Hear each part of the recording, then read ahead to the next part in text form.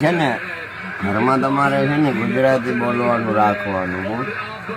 ગુજરાતી એને આપણી દેશી ભાષા જે હોય ને, મતલબ દાદા દાદી ને જે બોલતા હોય ને, પપ્પા મમ્મી, હા તારા મમ્મી પપ્પા ને મારી દીકરીની જે આપણું પ્યોર દેશી ગુજરાતી આવતું હોય ને ઘરમાં, એનો સ્કૂલનો નિયમ એને પાળવાનો જ હોય નેવા સમજી લો. પણ ઘરે આવે ને તો એને ટોટલી આપણી જે તળપદી ભાષા છે ને ગુજરાતી, આપણી દેશી શુદ્ધ, એમ એ ન બોલે ને તો એની સાથે વ્યવહાર છે ને ગુજરાતી ભાષાનો રાખવાનો.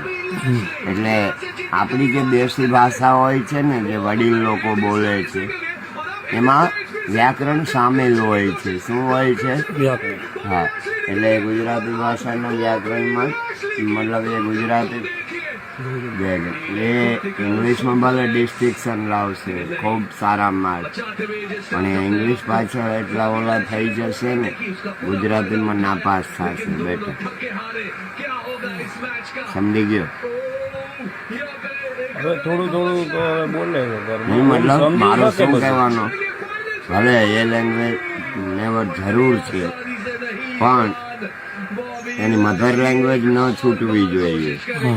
એ ઇંગ્લિશમાં તો સારી રીતે પાસ થશે, પણ ગુજરાતીમાં પછી એને જો ઇંગ્લિશ ઉપર જ ફોકસ રાખશે ને તો એને ગુજરાતીમાં પછી પ્રોબ્લેમ થશે.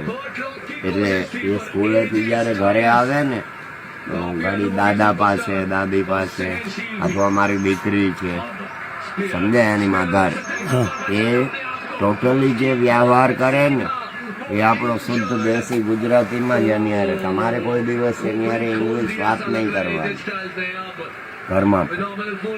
એ કદાચ ગુજરાતી બોલે ને ઘરમાં, મારી વાત સાંભળે એટલે એને સીધો ટોકી, ઇંગ્લિશ બોલે ને એટલે સીધો ટોકી દેવાની, આ તારી સ્કૂલ નથી ઘર છે, ગુજરાતી બોલ.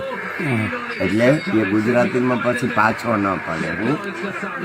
હું તો ઇંગ્લિશ ઉપર ફોકસ રાખશે ને, ગુજરાતી સબ્જેક્ટ એનો હાવ નબળો થઈ જાય. એલા આ વર્ષ